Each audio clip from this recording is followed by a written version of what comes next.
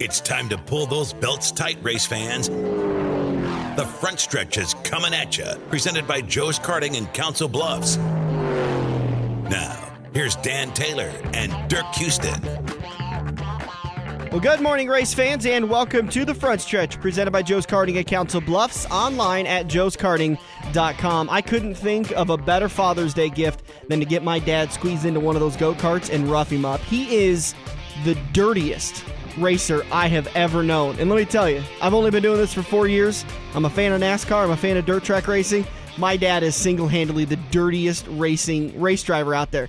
We've gone to those little what I call them now, the putt-putt go-kart places that have the 2.5-mile-an-hour governors on the carts. He'll wreck you then because there's no other advantage. I mean, there's no other advantage. So, he would just wreck me, my brother, my sister. He wrecked my 10-year-old niece one year, put her into the wall. Much like you would expect Kyle Busch to do to one of his rivals, or Brad Keselowski, or heck, even Tony Stewart's done that before. That's funny. Oh, he's dirty as heck. But, no doing that. They'll black flag you at Joe's Karting because there's no 2.5-mile-an-hour governors on these carts. joeskarting.com. Remember, it's karting with a K. You can check out their Facebook page for all their latest hours and prices. Today, obviously, the day that we sit down and celebrate Father's Day and say thank you to those that helped raise us. And NASCAR off today. We don't race on Mother's Day, and we don't race on Father's Day. We appreciate our parents in this sport, right? Yep, it's the good old boy network in that respect. And it's a welcomed vacation for a lot of these drivers. They've had several weeks now going at it hard since we had the kind of semi-weekend off with the All-Star Weekend where it's kind of a relaxed, stressful atmosphere of trying to win that $1 million. But it's a time that everyone kind of takes a minute, and if you're Dale Jr., you fly over to Germany and get married. So congratulations to Dale on finally putting those rumors to rest that he's going to be marrying his longtime girlfriend. And you kind of sit down at the shop and you say, what worked at the beginning of the season? Where did we start struggling, and how can we get back on track? And it's a part that we're going to talk about. Hopefully in turn number 3, we're going to kind of break down what we think the rest of the season is going to be like. Should we talk about Michigan real quick? We can do that if you got a car wash around. I don't think you'll need one after that rain. Holy cow. And by the way, welcome back, buddy. I missed you last weekend. I missed being here. Glad to be back. Feeling good, though? Better. Yeah? Better. Hopefully things are going to get turning around here and, heading in the right direction and trying to get my strength back. And, today's the best I've felt in a long time. That's good. And it's good to hear. Tomorrow's going to feel even better, right? I certainly hope so. All right, your results from a rain-shortened Michigan International Raceway. I got to tell you, this had to be the most frustrating race for drivers because they talk about the excitement of getting the race started, and you get pumped up. Race fans feel it too. When the ceremonies are going on, you're getting all excited, you're ready to go, and I turn on MRN and I hear, well, we may not get this started. Well, they did get it started, but not for long when the first rain shower came. So then you you put the covers in the car and I think it was about just under an hour for the first rain delay, and then they get back to racing for about, about 15, 20, 25 laps? 7. Okay. Second red flag was at 20 laps.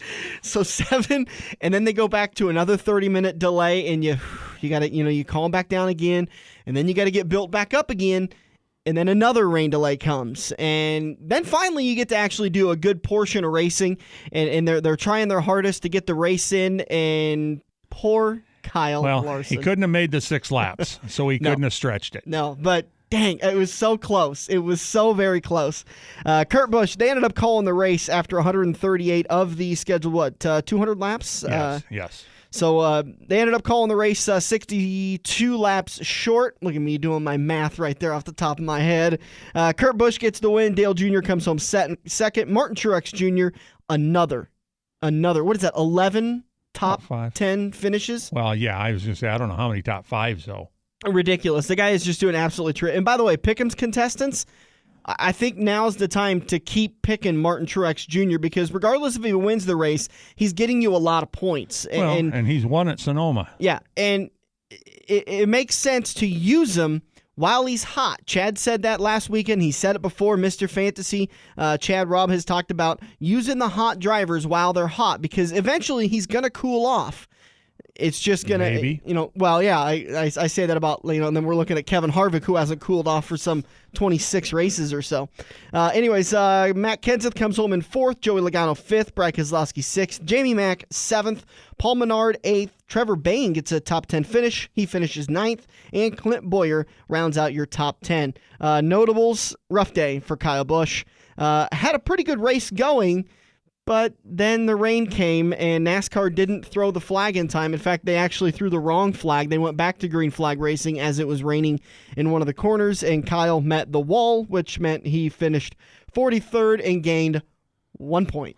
I was listening to it on the radio at that point, and I was out running some errands, and I don't remember who the garage reporter was, but he says, I've just walked into the garage here, and Kyle still has the window net up, Yes. which means we are not to approach the car for an interview. I got a pretty good kick out of that. I was working in the yard, and I thought, I'm tired of watching this on Fox. I'm going to go work on the yard, and I turned on my my MRN app and listened to it that way. So yeah, absolutely, that was pretty funny. I love those MRN guys. They joke around and they say what you're thinking, and they say it tactfully. I love listening to those guys.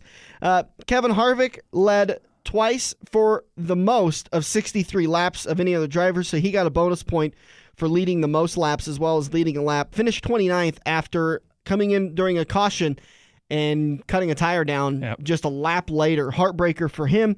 It harkened back a lot to 2014 where they had the best car out there, but they had mechanical issues. And I just thought, I hope this doesn't start again. Let's see. Jeff Gordon finished a lap down in 21st. Ryan Newman, 18th. I missed Jimmy Johnson, who finished 19th.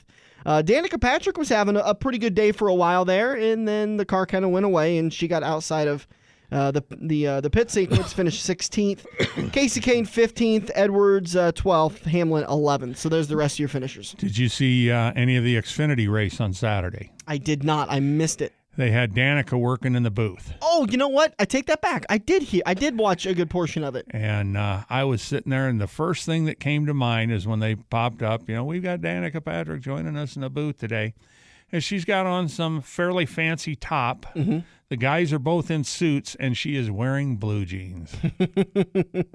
I'm like, are you kidding me? Honestly, I don't think I would. What's the point in wearing a suit when you're on TV? I mean, it's like I don't dress up for the radio show. You'd be one of them guys just like now. You're sitting there with no pants on. Yeah, I just don't get it. Hey, I'm free. No chains here. We're going to leave it at that. Let's talk about Michigan. I kind of talked about the stopping and the going. And is that really something that gets to drivers, especially when we had 3 rain cautions before the final one was called? Oh, absolutely. Absolutely, because they're just like everybody else. I mean, they're getting themselves pumped, especially if they're at the front and they got the restart coming. I got to nail this and everything else. At least nobody was having restart issues like Tyler Reddick had last week at Gateway, where it's like he was going from first gear to high gear. I mean, he went past the finish line in first, 8 laps to go in the race. He went into turn 1 and third. He came out of turn 2 and 11th. Oh, did our magic work backwards for him? No, he should have won the race. Yeah. But he had a ratio in his transmission that was just bad news. That's a heartbreak. Same way Harvick had at Pocono. It took Harvick 2 laps to get going. He'd lose all those spots on the restarts. But, yeah, that's something, if they're having issues that they really fret over, they a lot of times they're glad after listening to that pitter-patter of that rain to be able to get out and take a bathroom break. So, your 2015 Sprint Cup Series chase seedings as they followed from Michigan International Speedway. Jimmy Johnson would be on top with 4 wins. Kevin Harvick, Kurt Busch both have 2 wins, their second and third respectively. Martin Truex Jr. jumps way up after his win a couple of weeks ago, is sitting in 4th with a win. Joey Logano has a win. Dale Jr. has a win. They're 4th, 5th, and 6th. Brad Keselowski, then Matt Kenseth, Denny Hamlin, and Carl Edwards. 10 drivers with wins in the series right now. Jamie Mack, Casey Kane, Jeff Gordon, Paul Menard, Eric Almirola, and Ryan Newman would all fill in the rest of them as they go. Coming up in turn number 2, we are going to talk to Ben Shelton of MSR Mafia and OneDirt.com as we talk to Ben about his thoughts on the 2015 season. Ben's written some really good articles on OneDirt.com. One of them talks about the economics of dirt racing, which is always an important subject to cover. Another one talks about when the dream becomes a nightmare. Such a heartbreaker for Scott Bloomquist a couple of weeks ago. Boy, what he wouldn't have given for 25 pounds. And I don't know how their rules go. I don't know if they get a 25-pound leeway at the end of the race. I know there's some of those sanctioning bodies that'll give a lot of them give a pound a lap. Mm-hmm. If you're supposed to weigh 2,300 at the end of the race, and it's a 50-lap feature, you can weigh 2,250. Okay. Now, the Busch Tour never did that. The WDRL never did that. But I do know there are groups that have and that do. Mm-hmm. So you really don't know exactly how light he was because I don't know if their sanctioning body gives anything. But 25 pounds was the reported light. And in the video, they let him go around and rescale. And they had little posts there with a green light on it. You saw the first two guys go through and the light went green. All you saw was a guy's hand reach over by that green light and go thumbs down. Oh. Like, a heartbreaker. And by the way, we are going to be talking to Scott Bloomquist next week. We'll see if we can't get the driver's perspective of what happened behind the wheel. And, for as much as a heartbreaker as it is, you kind of wonder if it's Scott. I don't know. We're going to talk to him about it. Is it I've won 6 World 100s. I'm one of the most successful late model drivers of all time, so it doesn't hurt as bad. It hurt. But it still hurt. Okay. And we'll see if we can't get him to talk about that. But we'll also preview the $98,000 with a hurt. Listen, I get grumpy when I'm 50 cents short, I've seen you in action. When I'm shorted on 50 cents, I get grumpy. I can only imagine how grumpy I'd be on $98,000. Hope you're enjoying your Father's Day. We'll be back in turn number 2 to talk with Ben Shelton of MSR Mafia. We'll be back here on the front stretch. Joe's Karting in Council Bluffs has taken a page out of IMCA's rulebook and gone crate. These brand new low-emission engines will still have you white-knuckling it all through the Metro's fastest indoor facility. Joe's Karting is now friendly for all skill levels with their brand new Honda-powered engines. It's time to get to Joe's today and find out what drivers like Jack Dover, Shaylee Bate, and Andrew Kosiski have known for years. Located in Council Bluffs and online at joeskarting.com. That's karting with a K. This is Andrew from Kosiski Auto Parts. Kosiski Auto Parts is an insurance-quality used parts supplier that can match your foreign or domestic car or truck needs. If you have a damaged or broke-down car or truck, we guarantee a clean and quality part in next-day fashion. Kosiski Auto Parts, your neighborhood premium recycled parts supplier. Call any Kosiski Auto Parts salesman today by dialing 402-731-4592 or visit us at 5040 I Street in Omaha. Kosiski Auto Parts, our quality used parts will match your car or truck's needs. We're hooked up in turn 2 and still showing the green flag on the front stretch. Heading into turn number 2 here on the front stretch. We appreciate you sticking around with us. Turn number 2 brought to you by Kosiski Auto Parts, online at Kosiski.com, located at 51st and I Street, and by phone at 402-731-4592. Get your car back on the road with quality used parts at an affordable price. Call Andrew or any one of the experienced salespeople at Kosiski Auto Parts today at 731-4592. We are just weeks away, less than a month away from the 5th annual Silver Dollar Nationals, and the man that's helped us preview it for the last couple of years, joining us again, Ben Shelton on the phone of MSR Mafia. How you doing today, Ben? Doing great. How are you guys doing today? We are loving the weather in the Midwest so far. It's been cooperating the last week or so we're not getting too excited, but we're excited. Well, you guys are lucky because a lot of the country not having much luck there, so I'm glad to hear that things are going well for you.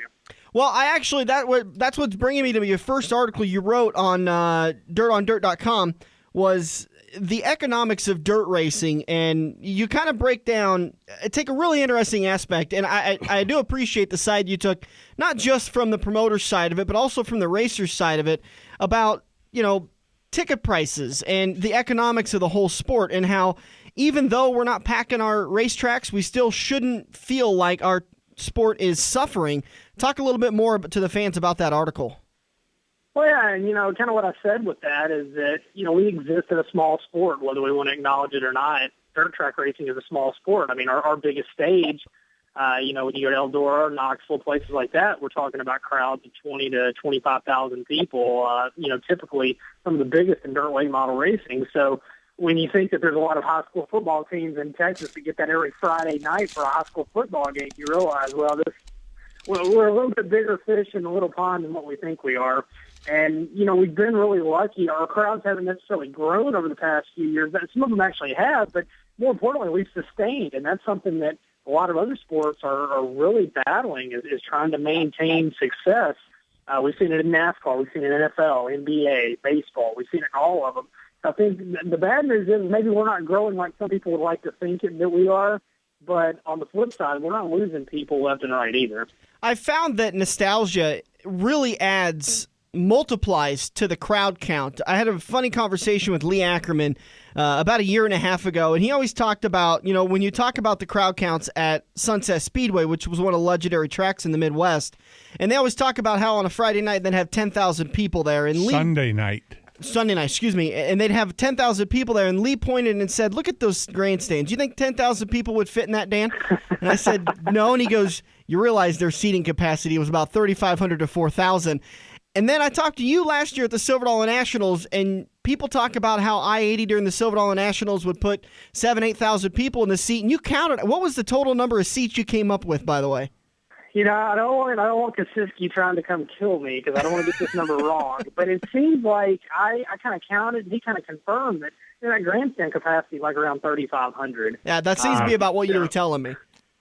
Yeah, and it's just, and again, you're right. That's a big misconception in our sport. Somebody looks up at the grandstands and they go, "Oh, there's 15,000 people here tonight," and the promoter wishes there was 15,000. As somebody that owns a business in this sport, I wish there was 15,000. But it's not. A really good crowd for most of our shows. Especially if it's a Lucas Oil Late Model Dirt Series event somewhere. I'll give you a great example. We just had a very big show down in Mississippi this past weekend. And, there were roughly between the pits and the grandstands, total on the grounds, there were about 3,000 people. And we were beyond happy about that. So that gives you an idea of the numbers we're talking about. And, again, you imagine if you went to a college football game, if you go to a Cornhuskers game, there's 3,000 people there. How disappointing would that be? Yeah. So, you put it in perspective. I think one of our biggest dirt crowds ever was when they put dirt on Bristol back in the early 2000s. And I think there were roughly 60,000 people there at the dirt late model race. And I was at it, and I still got pictures. And the place wasn't even half full. It looked empty, but to look back and to think, hey, there were 60,000 people at a dirt race, you realize how big a deal that really is. One of the points you bring up is something that, man, I'm so glad you wrote about this because I hear it every weekend. Well, if promoters would only lower the ticket prices, then more people would come out, and then they would have more money to spend in the concession, so the promoter would make the money back. So why you got to charge so much for a ticket? I mean, it sounds so simple, right? That's all you got to do. But the reality is it goes back to we have a small sport. We've got diehard fans. On these special events, we depend on, people to come out. I guarantee there's going to be people at I-80 in a few weeks for that event, and that might be one of less than 10 races they go to all year. And you depend on those big events. You need those people to come fill the seats to make it work.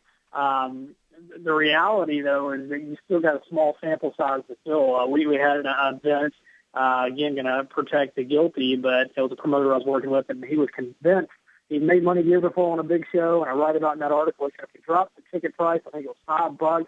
He said, I know the account's going to go through the stands and the grandstand. It went up less than 20 people. So we lost about 10,000 on the front gate off what we would have had at the additional $5, and we took in a whopping $90 or something off of the change in numbers. So ticket price doesn't always make a difference. I mean, yeah, everybody wants to pay less. When I go to a movie, I enjoy going to a matinee sometimes, so I can be tight and not pay the price I'm going to pay at night. But the reality is ticket price and number of people in the stands are not correlated, just like the amount you pay to win, and I'm sure you guys have seen it, is not correlated to the number of race cars you get. No, it's not. And I mean, with that deal with dropping that price $5, he probably had the same, whatever it was, 2,500 people that he had the year before, yep. and a couple casual fans. That's exactly right. I mean, people are either coming or they're not. Yeah, if you double the price, then yes, we're talking a different game here. But $5 is not, in a day and time when, knock on wood right now, gas is fairly cheap, but it wasn't that long ago. Gas was almost $5 a gallon. it's just very negligible, the difference that it makes. I mean, $5 today is not what $5 was even, 10 years ago. Well, that is one of the other factors in there is how far are you going to drive for this race and what day of the week is the race. You'd be surprised at how good some Tuesday and Wednesday night shows do because, again, you're going to get every diehard fan out there is going to be at that show because they don't want to miss it. Well, and that's the deal. And, that's why do you think one of the highest-rated events of the NASCAR Camping World Truck Series is Eldora? Not only because it's dirt and it's a novelty, it's on a Wednesday night. Everybody's home. And I think that's something that NASCAR's realized. I think you're going to see more dirt tracks in the next year or two on the circuit because, one, it's a novelty, but two, it gives them, a night when typically, I know me, with the dirt world, I never see races on Saturday, Sunday anymore, or Friday night for that matter. So, yeah, it's about finding that niche and finding the things that work. And, in a perfect world, we could charge less and pay more, but we've got to deal with what we have and make it where we can be as profitable as possible, and the drivers can make some money and the fans can afford to come. You go back to the ticket prices on the fan. If you pay, say, $28 to see a big late model or sprint car show, or even $30, how many concerts can you go to that's a mid-level act or bigger now that you pay less than $50 for a ticket? And that concert usually lasts a lot less time than what that race is going to last. Yeah, and so do the memories. Yeah, exactly. Well, unless you're like me and you tend to drink your memory away. Getting a little bit off subject here, Ben. But you being at every dirt track pretty much in the nation, what's the next dirt track that the Camping World Truck Series should look at to adding a race?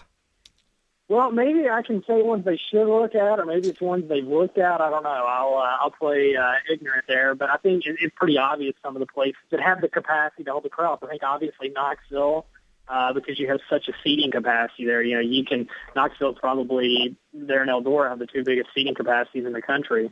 Then you look at the dirt track at Charlotte, and for obvious reasons. One, you can put 18,000 people in the grandstands there before you talk about pits and overflow, standing room only. And then you also look, it's right there in the backyard of all these teams, so it's kind of a natural fit. I think that's a couple of the tracks that you can see. I've heard some rumblings of them looking at, the dirt track at Texas Motor Speedway.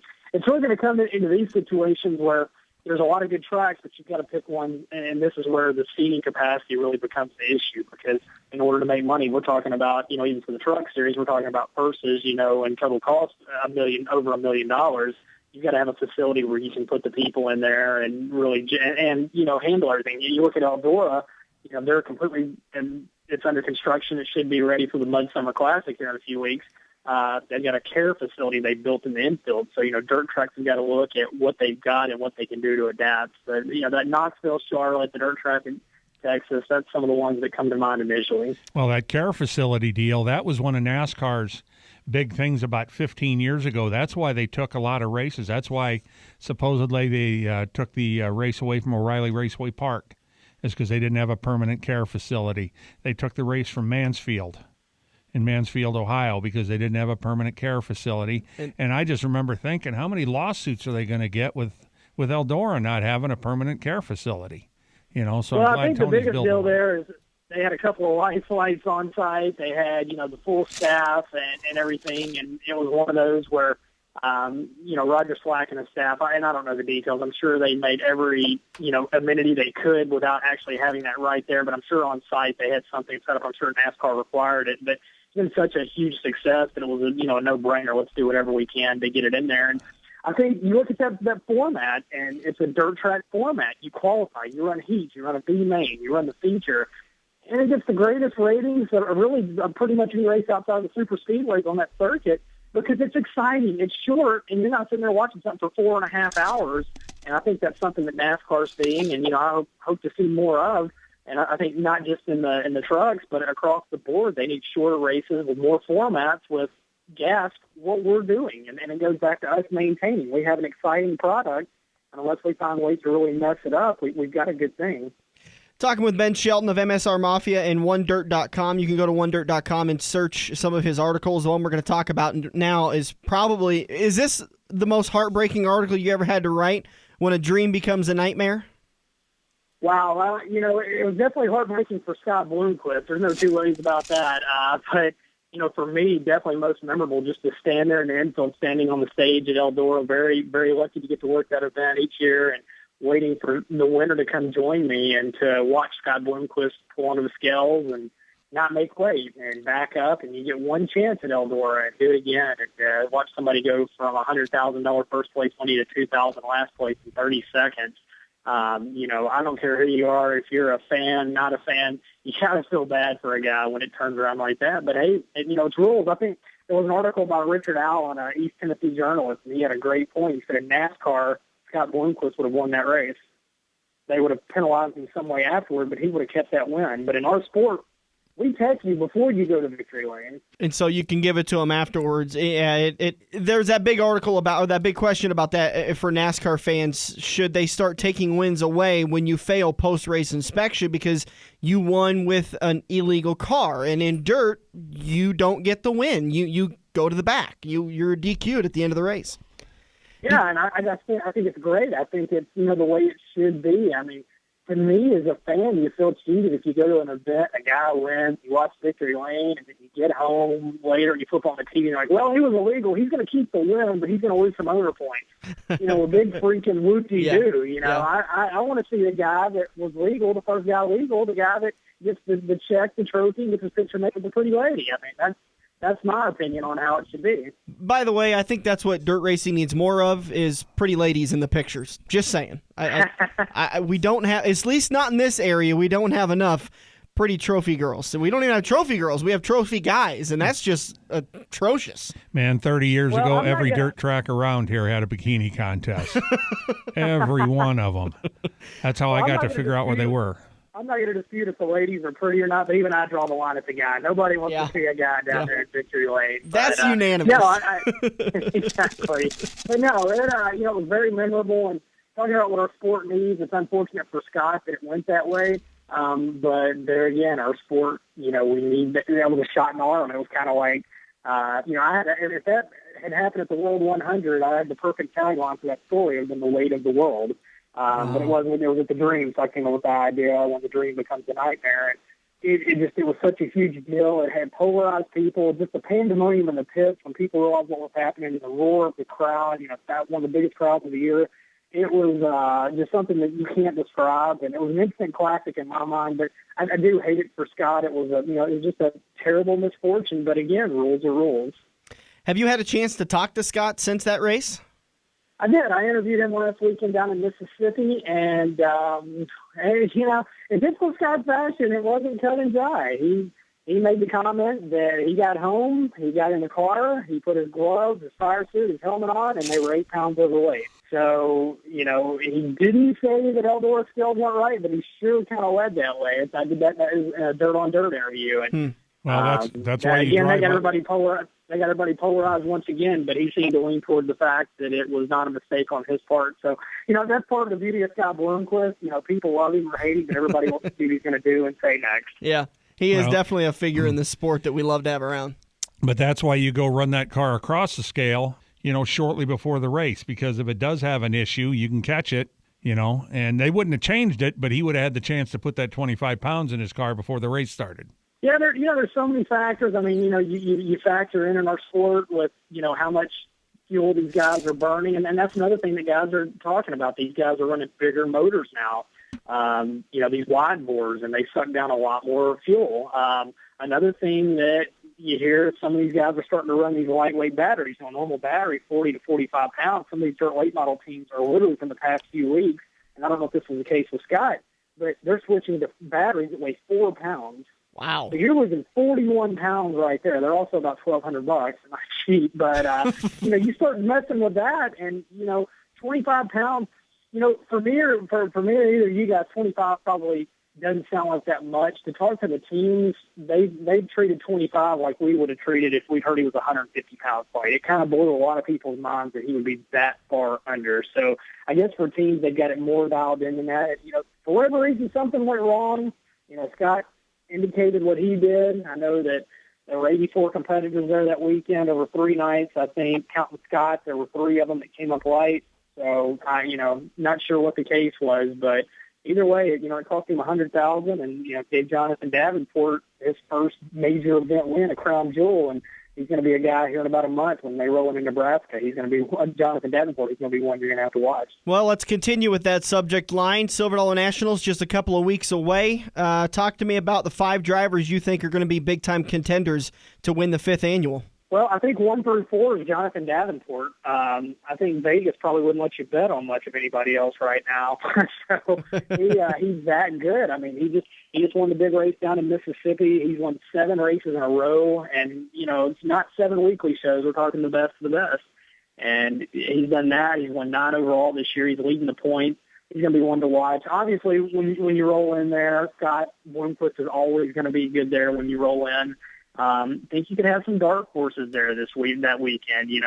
Some of the regional guys. Jesse Stovall is arguably one of the hottest guys in the country right now. He's out of the Branford, Missouri area, and he's won and run well there at I-80 before. Tony Jackson Jr., those 2 Missouri drivers are actually on the front row for the Show Me 100 when it resumes the Sunday before they come to I-80. So, you could have 2 regional guys coming off the biggest win of their career rolling into I-80 looking to get another big win. But, just so many factors in that event, and talked to a lot of people about that over the past few weeks. The drivers were wary for a while of the double heat. They realize now it works there. The fans obviously love it, and I really believe it's one of the best formats of the year anywhere in the country for any division. The racers get their money's worth, and the fans definitely do. Ben Shelton of MSR Mafia and OneDirt.com. Buddy, we're going to miss you at the Silver Dollar Nationals this year. What do you got going on? Yeah, I'm not going to be there. We've World of Outlaws. We've got an event up in Minnesota, and last year I played hooky and skipped out on an event to come down there because I already had it scheduled. And this year I've got that event with the Outlaws, another commitment. It's going to keep me up there. But, man, I tell you what I really hated, and I think it's, your event down there is going to keep getting bigger and bigger, and, I really look forward to getting back there, and I hope the fans and the racers just pack the place out so the Kaczynski family can continue to grow that race. Well, I think for $32,000 to win this year, with the way Scott won last year, with the way Ryan Gustin's running, Jesse Stovall's running, shouldn't have a problem with butts in seats, and we look forward to seeing you hopefully for the 6th annual Silver Dollar Nationals next year, buddy. Definitely, and like I said, appreciate you guys having me on. MSRMafia.com, OneDirt.com. Check out everything that Ben Shelton does. It's fantastic work. Ben, best of luck to you the rest of the season. We'll talk to you soon, bud. All right, guys. Thanks so much. Thanks, Ben. I love talking to him. He's he is definitely the future of this sport, and I'm okay with that because he's got a lot of really good insight to give people and promoters and ticket purchasers and crew members. I mean, he's just so insightful on everything he's got. We're going to take a break. We'll come back in turn number 3. This is The Front Stretch, presented by Joe's Karting on AM 590, Omaha's ESPN Radio. Are you looking to book your next outing? Look no further than Joe's Karting in Council Bluffs. Located just north of Bass Pro Shop, Joe's Karting can handle outings of well over 100-plus people. Bachelor parties, corporate outings, team building, birthday parties, and much more. Give Buddy a call today and reserve your outing. Joe's will even work with local restaurants to cater your event. Book yours today at joeskarting.com. That's karting with a K. It's time to get to Joe's and find out what everyone already knows. If you love wings, if you love rings, and all kinds of other tempting things, great times, great food, get to Quaker Steak and Lube. Quaker Steak and Lube is the official watering hole for the front stretch and the best place to catch all the NASCAR action today. Open at 11 a.m. with delivery available to Council Bluffs. Great times, great food, get to Quaker Steak and Lube. Feather the brake and get back to the gas. Dan and Dirk are headed into turn 3 on the front stretch. Halfway through the show here on the front stretch, heading into turn number 3. Again, we appreciate you joining us. For turn number 3, we're going to talk about the Chase seedings for the 2015 Sprint Cup Series, as I kind of talked about in turn number 1. The way they stand right now is Jimmy Johnson would be your points leader heading into the first race of the Chase, with Kevin Harvick, Kurt Busch, Martin Truex Jr., Joey Logano, Dale Jr., Brad Keselowski, Matt Kenseth, Danny Hamlin, and Carl Edwards all locked in with at least one race. Harvick and Kurt Busch both have 2 wins while everyone else has 1. All right, so we're going to Sonoma next weekend, and the race, I've written down the next 11 races the three drivers I think have the most likely opportunity to win. You've done the same, so let's talk about them real quick. Sonoma, surprisingly, even though everyone talks about Kyle Busch being so good at road courses, he is not good at Sonoma. I think he's like rated 17th or 18th for driver ratings. Absolutely not the greatest at Sonoma. Has a rough time there. Surprisingly, his brother Kurt Busch has the highest rating, so I went with Kurt Busch. Jimmy Johnson is good at both road courses, so I took Johnson as my second pick, and Truex. So I think Kurt Busch, Jimmy Johnson, and Martin Truex Jr. are likely to get wins there. You have McMurray, Allmendinger, and Bowyer. Well, I'm looking at three guys that are almost in desperation mode to make the chase. Allmendinger and McMurray have both won at road courses in the last couple of years. I don't think Boyer's won at a road course yet, but he has had some good runs at Sonoma. He did win at Sonoma a couple of years ago, I think. Or was that? Yeah, I think it was. I think it was Bowyer that won at Sonoma a couple of years ago. Well, I was going to say, I know Martin Truex did win there. So he's got, something he can look forward to out there. By the way, interesting stat, Martin Truex Jr. is one of a few drivers that has won at 3 different race teams. All 3 of those wins have come in June for Martin Truex Jr. That is kind of an interesting fact. It isn't it, though? One more race left in June. Maybe go on a flyer with that. All right, for Daytona, this is such a tough call.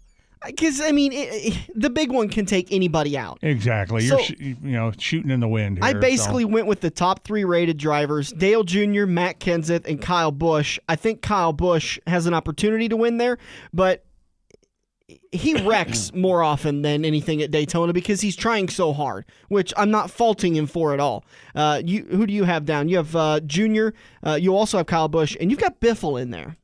Biffle, again, anybody in the Roush clan, and I think Biffle's got the best shot because he has had a couple reasonable runs this year. He's not, like he's lit a bunch of top 5s up there, but he's won at Daytona. He's won the July race at Daytona before, and so it might be his one shot to make the chase. Another interesting thing I was looking at, because we're all kind of harping on Roush Fenway for having such a rough time in the season right now, and I was looking at Greg Biffle's numbers trying to decide what race I was going to have him win at. In a little bit of a spoiler, I don't have him winning any races throughout the year. I don't have him making it into the chase, but I was looking at, it feels like we're not talking about Greg Biffle very much, but this time last year, he had one more top 10 finish than he does this time this year. So he's kind of on the same pace, and he made it into the chase last year based on points. So maybe that's how he'll get in, and he was sitting 14th in points last year. This year he's in 15th. So really he's not that far off. No, he's not, but a win would, seal it up for him, and a win would be huge for that organization. They are in such dire need. It's starting to get kind of scary as far as what's going to happen. And I've got my suspicions as what's going on. Kentucky, last weekend, Chad Robb said he believes that's the race that Kyle Busch is going to win and get into the chase on. I tend to agree with him. Kyle, that is his highest rated track on the Sprint Cup Series. I have Brad Keselowski and Jimmy Johnson both up there possibly getting wins. You've got Logano, Keselowski, and Harvick. I don't disagree with any of those. I think that you're right on pace. Harvick is just, you can't bet against him right now. You could put him down every week. I think so. And same thing with Truex. And really, I think those are the 2 hottest drivers right now. By far. New Hampshire, I've got Newman getting his win on the season. Ryan Newman doesn't have the best driver rating there, but his time at Stewart-Haas Racing, I think, taught him a lot about how to race that track. He has a win there while he was racing at Stewart-Haas Racing. I think this would be his opportunity while racing respectably and consistently at Richard Childress Racing right now in the 31 car. I think it's his opportunity to get the win. I think Truex and Gordon both have a chance of getting a win. You've got Truex, Bowyer, and Kurt Busch. Again, with Bowyer? Yeah, Boyer's won there before, and he won the first race of the chase. It's been several years ago, but he's going to be in desperation mode. He's going to be trying things maybe that he wouldn't have tried otherwise, and he's got to get a win, and that's a good place where he can do it. To speed things up just a little bit, we're kind of running out of time. Indianapolis Motor Speedway, I've got Jeff Gordon getting his win on the season, Brad Keselowski and Denny Hamlin. You've got Harvick, Gordon, and Johnson.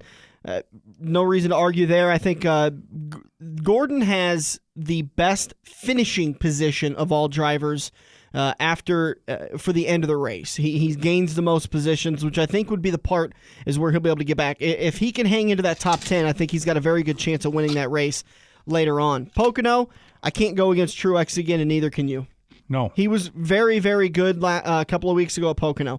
Watkins Glen, I've got Kyle Busch winning again, so that would be his second win on the season along with Keselowski and Allmendinger possibly getting the win.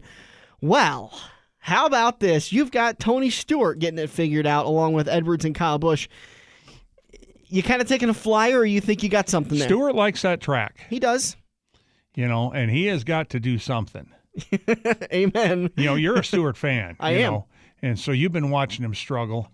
And he has little dashes of brilliance where he runs a little bit, and he'll run the middle of a race in 4th or 5th place. And, then a couple pit stops later, he's back there in 21st again. Yeah, I don't know what it is. I don't watch him fall on closely enough. I don't know enough about the sport, but I think the obvious answer is the rule package. He hates it, and when we've known this for years, when Tony Stewart doesn't like something, he digs his heels in and eventually gives in and lets it happen. But let's go on to Michigan. I got Harvick. You've got Keselowski getting the win there. No shocker there. Bristol, I've got Gordon winning for a second time on the year. You've got Edwards getting his second win on the year. Yeah, Edwards likes the concrete tracks, and so for him to get the win there. There was something I was going to say back with Truex winning Pocono the second time around. Pocono is the track that has the most sweeps. Oh, it is, isn't it? It's like Junior did it last year. Yeah. Denny Hamlin did it, I think, his rookie season. Yeah, you're right. You're absolutely right. An interesting pick here. Darlington in 2014 was an April race. They've moved it way back in the schedule this year, so it's going to be an even harder race to pick because it's a completely different time frame of the year. Teams are better with everything. It's just a whole different racetrack. I've got Hamlin getting the win. You've got Kurt Busch getting the win. Our final race for the 2015 chase to get in, I've got Kyle Busch getting his third win on the season, mind you. 3 big ones, and you've also gone with Kyle Busch at that racetrack. I think of any races, I tend to agree that Kentucky is it, but I think if he doesn't have a win by Richmond, I don't think he's going to win at Richmond because Kyle has a bad habit of over-driving when the pressure's on. I was going to say, he puts so much pressure on himself. Yeah.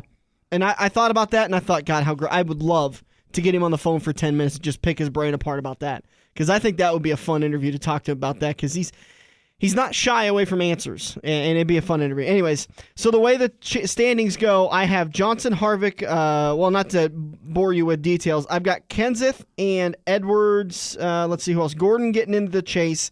I've got Newman and Kyle Busch making it into the chase. McMurray, Kane, and Boyer making it in off of points. Off the top of your head real quick, who do you think is going to make it in on points? Based solely on points. Last year, we had 4 drivers, I believe, that made it in off of points. And keep in mind, the 16th position is for the points leader that doesn't have a win. I think Newman's going to end up there again. I would agree with that. I think he's running very consistently. Right, which is all you have to do for that. Mm-hmm. You've got several other drivers. Almirola could possibly squeak in there. Okay. And Jamie Mack if he doesn't get a win. Okay. I tend to agree with those. And it's really interesting to me this year. Everybody I think that is chase contenders already has a win.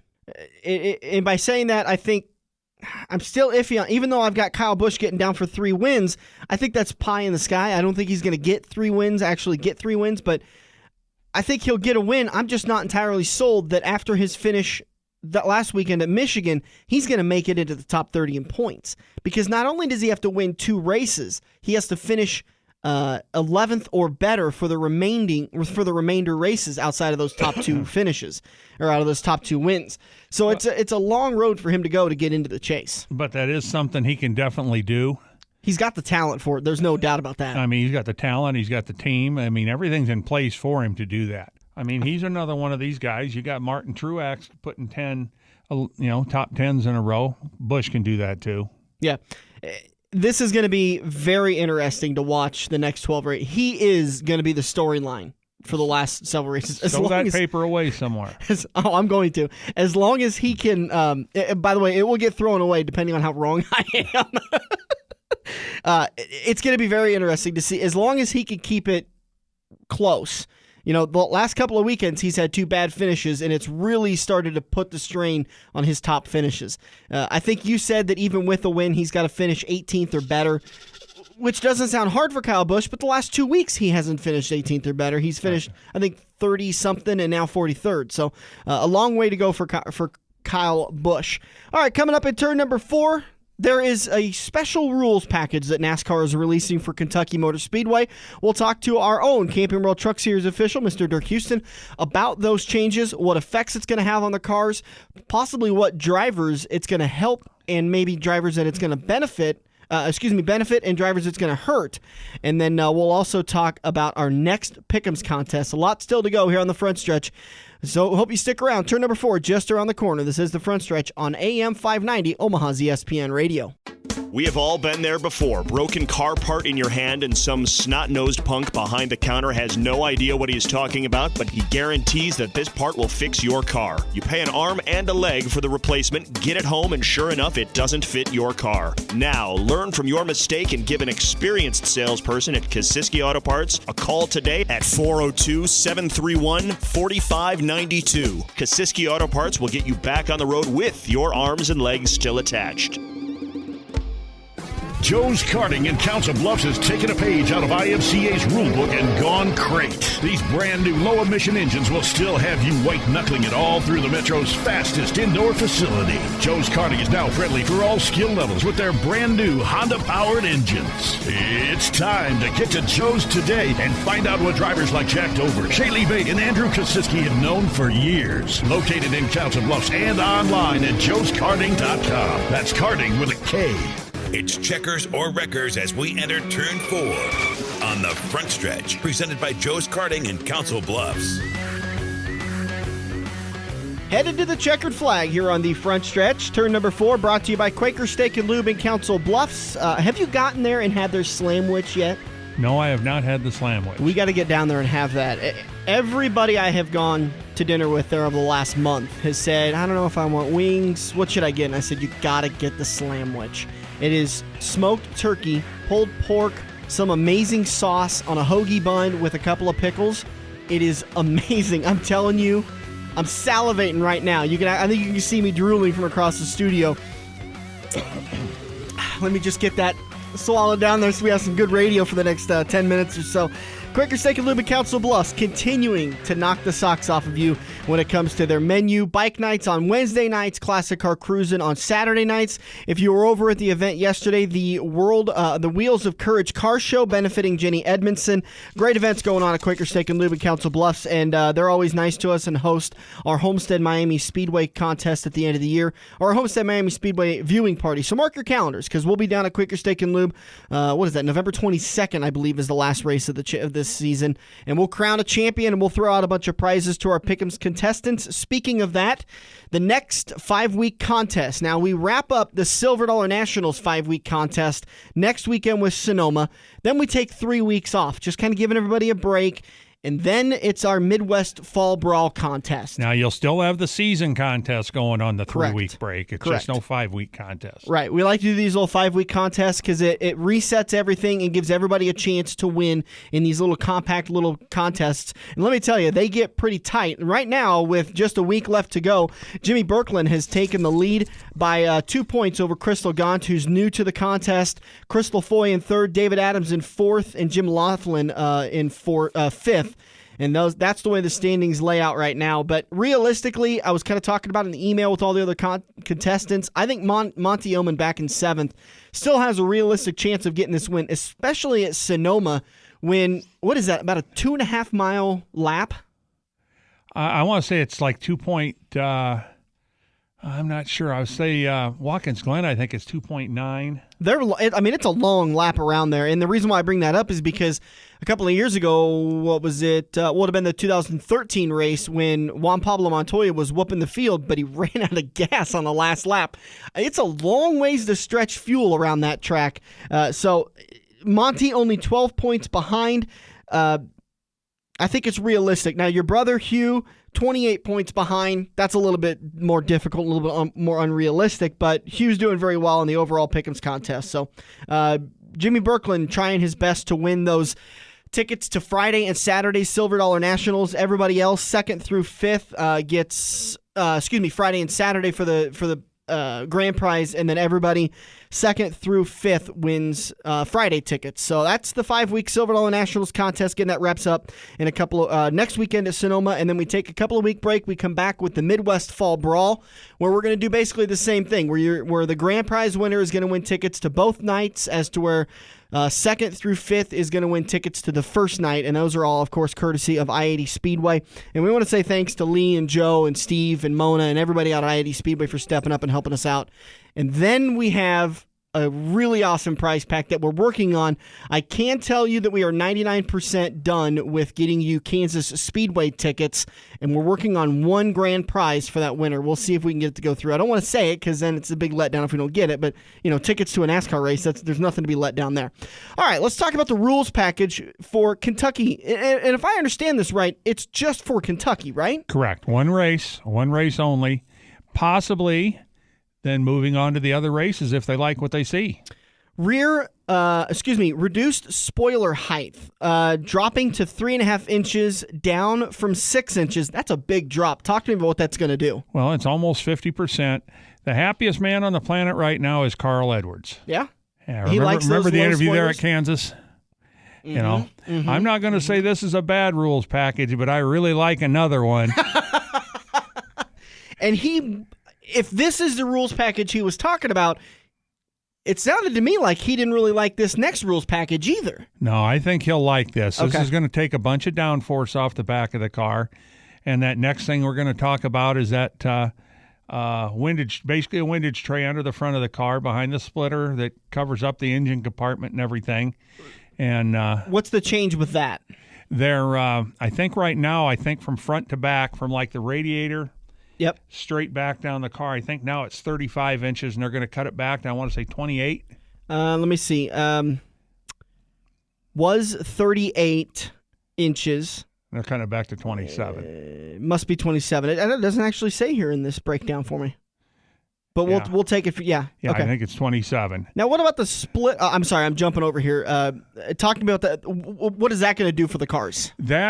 They're doing that to balance out, along with the splitter rule that they're going to change here. They're doing that to balance out, taking that weight off the back of the car. Because if the front of the car is stuck like glue, like it is right now, and they took that spoiler off there, it'd be Loop City. Everybody'd be spinning out. I mean, they'd be so slowed down in the curve. And that's right now. When they originally did this rules package they have now, they didn't think there was going to be new track records set every week in qualifying. I guarantee you there's not going to be new track records with this rules package they're coming up with. Well, and even with the reduced horsepower, we saw it at Michigan. The speeds weren't near as high as we were talking about last weekend. With speeds going into the corner at 225, we were seeing speeds going into the corner at 210. But you were seeing the speeds all the way through the corner. Yeah. Up 10 or 12 miles an hour. That's the thing that they've got going right now. The corners used to be where you were able to pass people. The biggest thing on this rule change is they were supposed to run this back for the All-Star race, which they ended up scrapping that idea just a couple days before the race. But they don't have a tire. Goodyear's not prepared with this. They're going to bring their regular Kentucky tire. I think I was reading where NASCAR is going to have a big 4-hour test. Right, on Wednesday. 4-hour practice the Wednesday before, July 8th. So they will tune up their cars then. They'll find out exactly what they've got. And with a 4-hour practice like that, I think they're going to allow them to go ahead and switch engines then to go to their regular weekend type program, so they won't have those 4 hours on the motors. But Goodyear's really going to be digging, and the tire might work just fine. It might be, better than what they could ever dreamed, but I don't think that's going to be the case. They're predicting that these tires are going to have more grip than 2014. What's that going to do for teams? Well, it's going to be more grip because the car's going slower. Okay. And that... it seems like more grip. It's not more grip. It just seems like more grip because you're going slower. Okay, I see. Go down the interstate and take a cloverleaf ramp at 60 miles an hour. Done it. It'll set you over to your seat a little bit in the left. The traction control came on my truck. Yeah, I've done that. To any police officers out there, I'm totally kidding. Take it at 45 miles an hour, and it ain't going to happen. I like to hear my tires squeal. Do you? I do. That's why just your tires? The girl sitting next to me, it's pretty fun when she squeals, too. Grabs the crap handle and all just freaks out. It's pretty fun, too. All right, so those are the changes that are coming for Kentucky. Do you think these are going to benefit a lot of drivers? What are we talking about here? Is this a big change, a big swing in the right direction for NASCAR? I think it will be. I really wish they'd have had a tire set up for this because then you could really judge it. I mean, I think Kyle Busch is going to be fine with this. Mm-hmm. I know we keep talking about Tony Stewart doesn't like the lack of horsepower. Well, they're not changing the horsepower now, but he's a dirt track guy. I think Jeff Gordon's going to be fine with this. That's why he said Carl's going to be the happiest man at the racetrack. I don't know. Jimmy Johnson doesn't have a whole lot of dirt experience, just a few of those Prelude to the Dreams that he'd raced. And he does come from dirt motorcycle background. Motorcycle, totally different deal with two tires, Yeah. But so I don't know how he's going to handle it. Of course, he's always got Chad Knaus, in his corner. Yeah. That's always the deciding factor. That is one brilliant man. All right, so that's the way things roll out. We've got just about a minute left in the show. I want to say a big way to go to Crawford County Speedway. Went down to the races last Friday night on June 12th when I-80 got rained out, and I got to go watch the World of Outlaws. I was honestly, my biggest apprehension was the way that facility would handle the crowd, and they did a great job. I knew Justin Reitz, the track prep crew, would do a good job, and in my ending grade, I think he did a pretty good job. He had a really horrible hand dealt to him because of the amount of rain they got on Wednesday and Thursday, a total of 3.5 inches. And they worked, I've given them credit about how hard they worked. They doubled how hard they worked on that track. And everybody said the same thing. That is a beautiful track. It ended up turning into a lane-and-a-half racetrack, but there was plenty of passing going on. Shane Stewart, who won the race, I think he started in 5th or 6th. Just a great race. It went green to checkered, but there was so much action going on. It was a great race, great way to go. I was so proud of my former facility. They did a great job. Like I said, I was a little worried about how they would handle it, but they stepped up to the plate and they handled it great. Well, they had to, because if they wouldn't have got that race in, they wouldn't have got a dime. I don't think they would have got the race back either. Yeah, that's hard telling, The next night at Knoxville, the race got shortened because of fog. I was talking to Chris Krug, who's the announcer there, and who is the PR and marketing guy for Josh Krug Racing. He said that they got the checkered flag, the green flag for the feature event waived at 2:00 in the morning because they kept getting rain delayed and the crowd stuck around. There were still about 6,000, 7,000, 8,000 people in the stands. And I think that's an actual number, not an exaggerated number like we were talking with Ben Shelton earlier. But just, a great job for the facility. Congratulations to them. They did a great job for it. And honestly, I would love to see them come back. It's a great track. It's a growing facility, and that area will support it very well. And they do it's a really smart thing to do it the night before Knoxville because it just draws in more and more cars that night. Well, absolutely. That was a very smart thing. That's why you'll see people piggyback races on, in front or behind a big show somewhere. Thank you, Dirk, for joining me again. Always do appreciate having you in the studio. Love having you as my co-host. I want to say thank you to Ben Shelton of MSR Mafia and OneDirt.com. And we hope you join us next weekend as we will preview Sonoma. We'll talk to Ryan Gustin and Scott Bloomquist. Happy Father's Day, everybody. Have a good one. This is The Front Stretch on AM 590, Omaha's ESPN Radio. If you love wings, if you love rings, and all kinds of other tempting things, great times, great food, get to Quaker Steak and Lube. Quaker Steak and Lube is the official watering hole for the front stretch and the best place to catch all the NASCAR action today. Open at 11 a.m. with delivery available to Council Bluffs. Great times, great food, get to Quaker Steak and Lube. Are you looking to book your next outing? Look no further than Joe's Karting in Council Bluffs. Located just north of Bass Pro Shop, Joe's Karting can handle outings of well over 100 plus people. Bachelor parties, corporate outings, team building, birthday parties, and much more. Give Buddy a call today and reserve your outing. Joe's will even work with local restaurants to cater your event. Book yours today at joeskarting.com. That's karting with a K. It's time to get to Joe's and find out what everyone already knows.